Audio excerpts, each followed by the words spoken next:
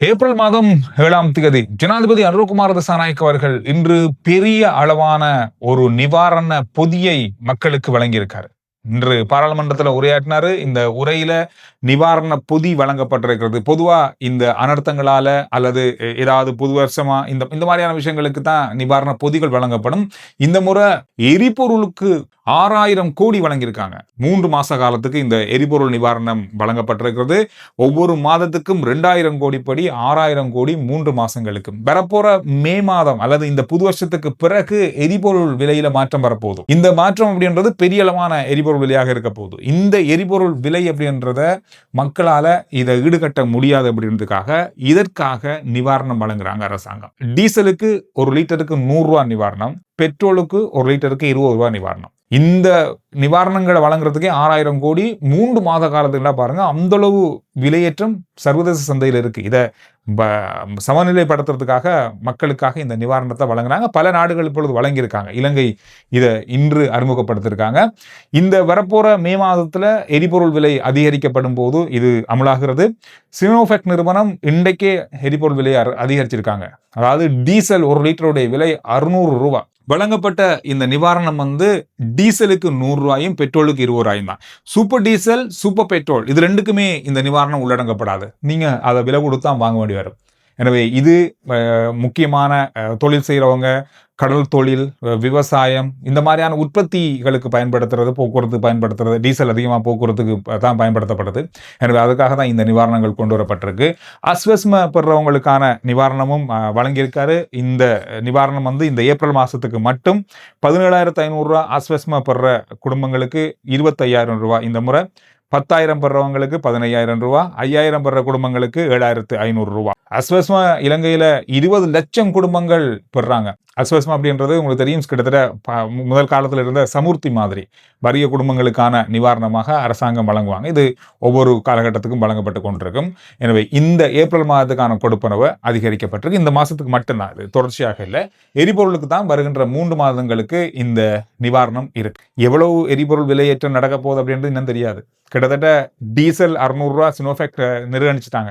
சில நேரம் இதை விட கூட அதிகமாக இருக்கலாம். சூப்பர் பெட்ரோல் எவ்வளவு வரப்போகுதுன்னு தெரியாது, சூப்பர் டீசல் எவ்வளவு வரப்போகுதுன்னு தெரியாது, மண்ணெண்ணெய் எவ்வளவுக்கு அதிகரிக்க போகுதுன்னு தெரியாது. இதெல்லாமே இப்படி இருக்க போகுது. கேஸ் விலைக்கும் கூட இந்த நிவாரணங்கள் உள்ளடக்கப்பட்டிருக்கா சொல்லியிருக்காரு. அடுத்த முறை இது அதிகரிக்க நிறைய வாய்ப்பு இருக்கு.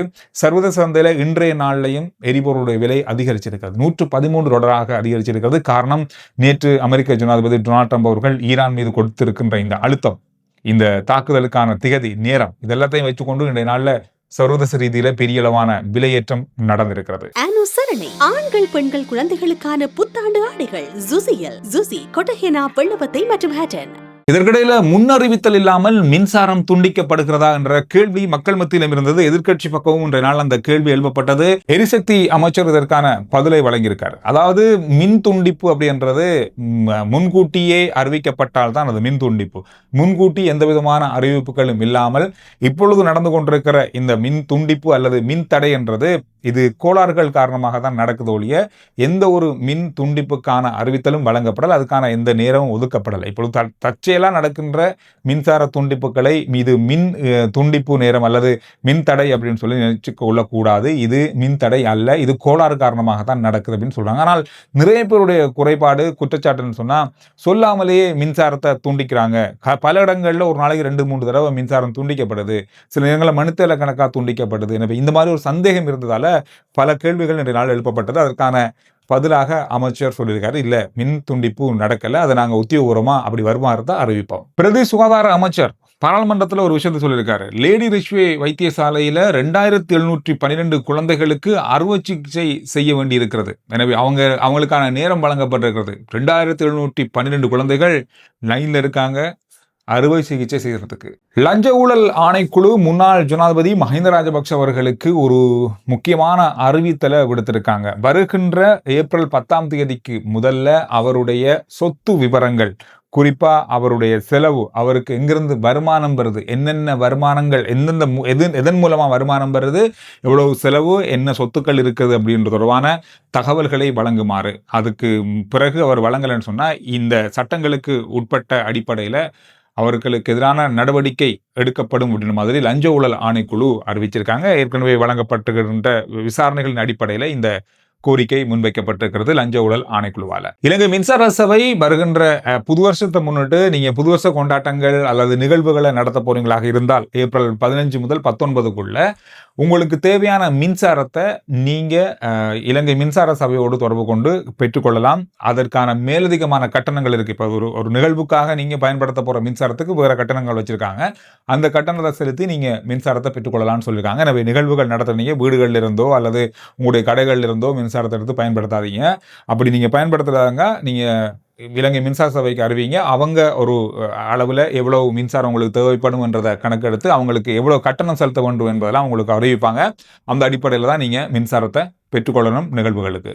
ஈரான் அமெரிக்கா இஸ்ரேல் போர் மிக முக்கியமான கட்டத்தையும் ஒரு பதட்டமான சூழலையும் இப்பொழுது ஏற்படுத்தியிருப்பதாக சர்வதேச ஊடகங்கள் செய்தி வெளியிட்டுக் கொண்டிருக்காங்க. குறிப்பா மத்திய கிழக்கின் பதட்டமான நிலை அதிகரித்திருக்கிறது.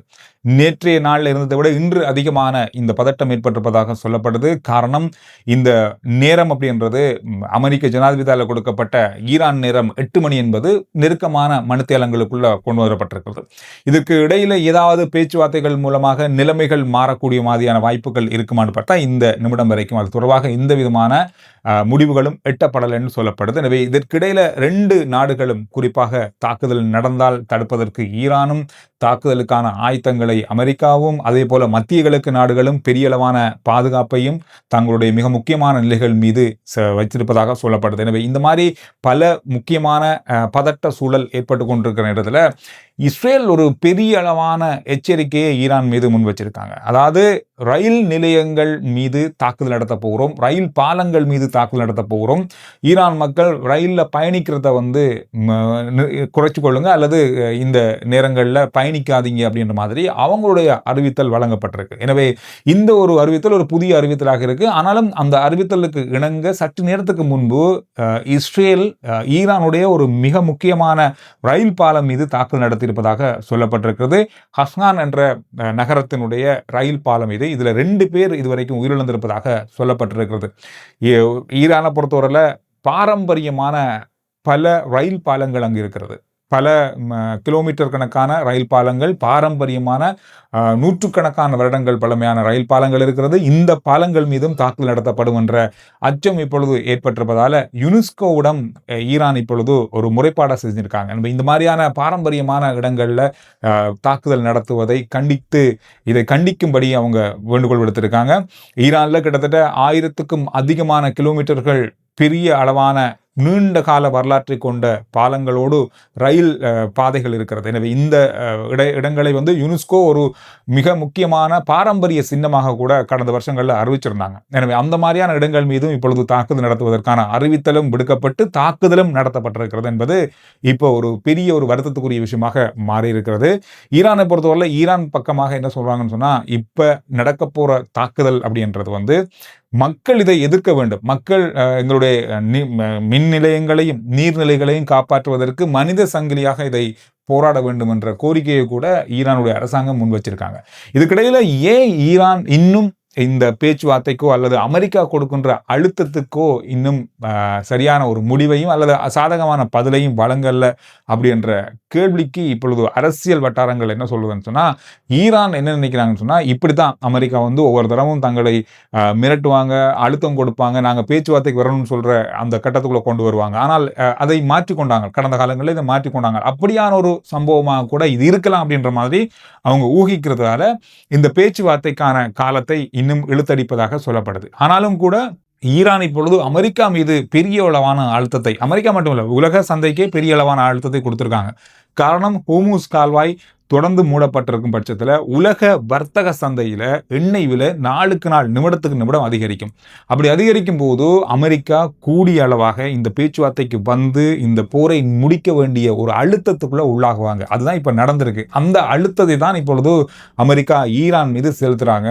எனவே இந்த அழுத்தம் இன்னும் அதிகரிப்பதற்கான வாய்ப்பை தான் ஈரான் உருவாக்கும். ஹோர்முஸ் கால்வாய் எப்பவும் திறக்கப்படாது. ஏன்னா தங்களுடைய கோரிக்கைகள் நிறைவேற்றப்படும் வரைக்கும் ஹோர்முஸ் கால்வாயை நாங்கள் திறக்க மாட்டோம். காரணம்னு சொன்னா, ஈரான்ல இந்த கடந்த 30-40 நாட்களா நடந்த இந்த போர்களில் பாரியளவான பொருள் சேதம் ஏற்பட்டிருக்கிறது. இதை கட்டி எழுப்புவது அப்படின்றதெல்லாம் நீண்ட காலமான ஒரு வேலையாக இருக்க போது அவ்வளவு தொகை செலவாகும். இது எல்லாமே அமெரிக்கா தங்களுக்கு கொடுக்கணும். இந்த செலவு எல்லாத்தையும் கொடுக்கணும். நீண்ட கால ஒப்பந்தமாகணும். எப்பவுமே அமெரிக்கா ஈரான் மீது தாக்குதல் நடத்தக்கூடாது அப்படின்ற ஒப்பந்தம் இறுதி ஒப்பந்தமாக அது இருக்கணும். ஹூமூஸ் கால்வாய் வழியாக செல்லுகின்ற கப்பல்களுக்கு கட்டணம் அறவிடப்பட வேண்டும். இந்த மாதிரியான மிக முக்கியமான நிபந்தனைகள்ல அவங்க உறுதியா இருக்காங்க. அதுல எந்த இடத்துலையும் பின்வாங்கினதா தெரியல. எனவே இந்த மாதிரியான அழுத்தங்கள் அமெரிக்காவுக்கு கொடுக்கப்படுது. அமெரிக்காவுக்கும் சர்வதேச நாடுகள், குறிப்பா மத்திய கிழக்கு நாடுகள், ஐரோப்பிய நாடுகள், ஆசிய நாடுகள் இதெல்லாமே பெரிய அளவான அழுத்தத்தை கொடுக்குறாங்க.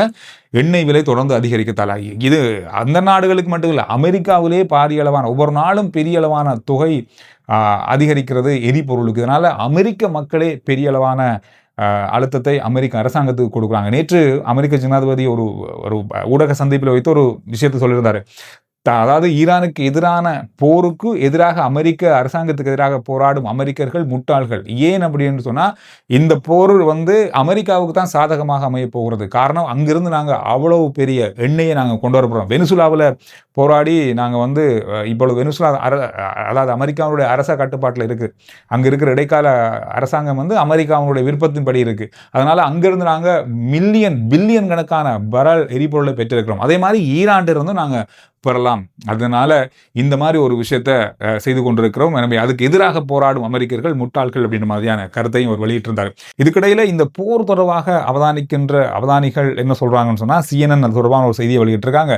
அதாவது ஒரு நாள்லயே ஈரானை அழிக்கலாம் அப்படின்னு சொல்லி குறிப்பிடப்பட்டிருக்கிற இந்த மிரட்டல் அப்படின்றது அவ்வளவு சாத்தியமானது அல்ல. ஈரானை அந்த அளவுக்கு ஒரே நாளில் அழிக்கக்கூடிய வகையில் பாலங்களோ அல்லது மின் நிலையங்களோ அழிக்க முடியாது.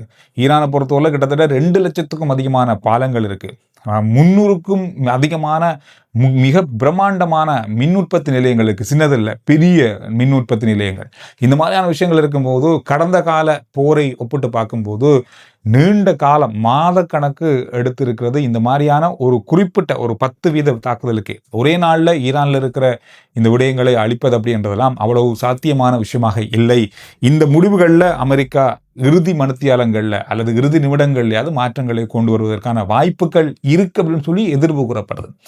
இந்த அளவு தாக்குதலை அமெரிக்காவில் இருக்கிற அத்தனை போர் விமானங்களை கொண்டு ஈரானுக்குள்ள தாக்குதல் நடத்தினாலும் ஒரே நாளில் ஈரானை அந்த அளவுக்கு தாக்கி முடிக்க முடியாது அப்படின்றதுல பலருடைய கணிப்பு இருக்கு. இது ஈரானை பேச்சுவார்த்தைக்குள் அழைப்பதற்கான ஒரு அழுத்தமா என்ற கேள்விதான் இப்ப நிறைய பேருடைய மத்தியில் இருக்கு.